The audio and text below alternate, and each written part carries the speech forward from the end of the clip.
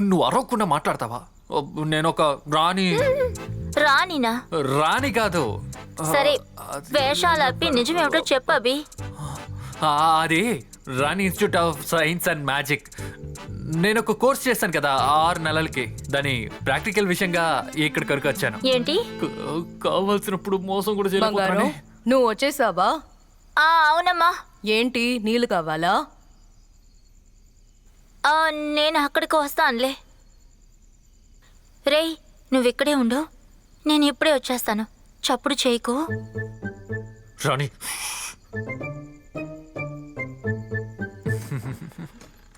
మనం నిజంగా ఇక్కడికి ఎందుకు వచ్చాం?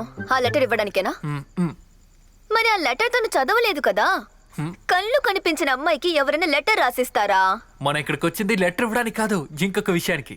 లెటర్ తీసుకొచ్చింది ఎందుకంటే నేను చెప్పిన విషయం మర్చిపోయాను అనుకో, లెటర్ చూసి చదువుతాను కదా. ఇంకేమేం చేసావో? అదంతా సర్ప్రైజ్. అసలే నాకు సమయం చాలా తక్కువగా ఉంది. తర్వాత నీ విష్టం అయిపోయి నువ్వు ఇంటికి కూడా వెళ్ళిపోతావు. అలాంటి ఒక సమస్య ఉంది కదా. అయితే ఓ పని చేద్దాం, లెటర్ ఇచ్చేసి త్వరగా వెళ్ళిపోదాం. ఓకే. అసలు తినెక్కడికి వెళ్ళింది? టైం వేరే అస్సలు లేదు.